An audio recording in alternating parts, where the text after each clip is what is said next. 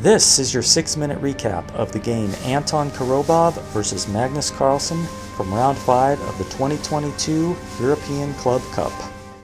The game starts with d4 from Korobov. Carlsen responds knight f6. We get knight f3, d5, all pretty normal so far, but it doesn't take very long for the game to go into some unusual territory with a6 from Carlsen, b3 from Korobov, and after bishop f5 we got bishop a3. The idea being, when Carlsen tries to play e6 and develop his bishop, there's bishop takes f8. And now you're not going to castle, Carlsen.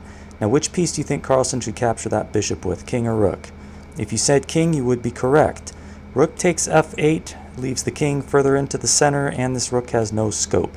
But after king takes f8, and we get some developing moves here, castling from Korobov, Carlsen says, I'm going to develop my rook by opening the h-file, hopefully. c4 from Korobov. Carlsen pushes forward with h4. We get knight to c3. Knight to e4, attacking the knight on c3. Rook c1 defends. Now rook h6 from Carlsen. C takes d5 from Korobov, which is not a good move. The computer recommends h3, preventing black from playing h3. After c takes d5, Carlsen recaptures with the pawn, and this just helps him develop his rook later on to this half-open file. That's why the computer doesn't like that capture, I think. Knight d2 is played by Korobov. Carlsen doesn't mind giving up that knight. He takes on c3, and after the rook takes, queen to d6, getting ready to get this rook involved. Queen c1. This kind of holds up any movement of the knight due to the threat of rook takes c7. That's okay. Rook e8 is played, and now bishop to f3. Putting a little bit of pressure on d5, which is going to increase in a minute. Rook to e7, adding some defense to c7. This wasn't really necessary. Carlsen could have played knight b4 right away, and after rook takes c7, has a winning move with b6.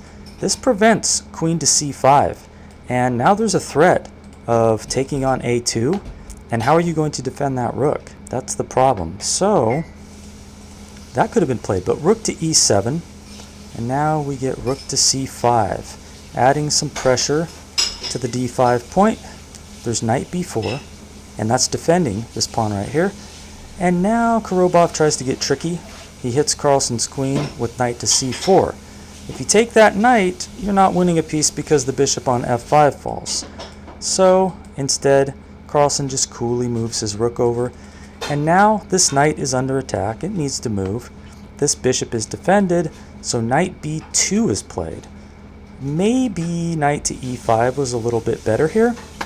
And if knight takes a2, this is a mistake because now queen d2. That knight is trapped. There's nowhere for it to go. So maybe better here is f6. And then you can counterattack that knight there and you can have something like this. Black still may be winning, but it might be better than what was played in the game. Knight to b2. Problem with this is, well, first of all, Carlsen plays h3. You don't want to let that file open, so g3. And now knight takes a2, hitting the queen, and with the knight on b2 here, this queen move does not attack the knight. So now Carlsen's free to do something, which he's going to need to defend this pawn because it's under attack by the rook and the bishop still, so bishop to e4. Bishop to e2 is played because that bishop was under attack.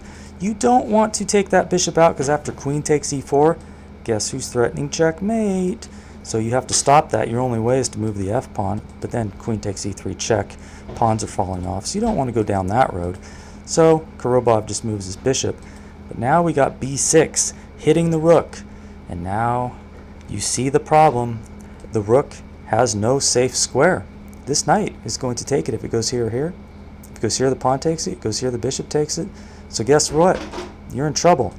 Knight to a4 is played, with the idea of if the pawn takes the rook, then at least you can take here with the knight and you're hitting the queen, and if the queen moves, then the queen could take on a2.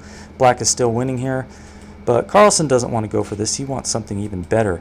So he just moves the bishop back, and now he's going to put his queen here and threaten checkmate. He knows that's a stronger plan, and of course Stockfish agrees. Okay, so rook to e1 is played and queen e4, threatening checkmate. Got to move that pawn, got to stop checkmate, but then queen takes e3 check, forces a trade of queens, and then this rook does get out of danger. Rook takes c7. Maybe white's okay. Nope. Carlsen has foreseen it all. This bishop is now pinned, and there's 2 rooks attacking it. Korobov defends with the king, but after bishop d3, increasing the pressure, he's just going to have to give up the exchange. With bishop takes d3, rook takes e1, and now, being the exchange down and a pawn down, it's just a matter of Carlsen mopping up, which he doesn't have much problem doing. The game goes on for a few more moves, but then there's a resignation right about here.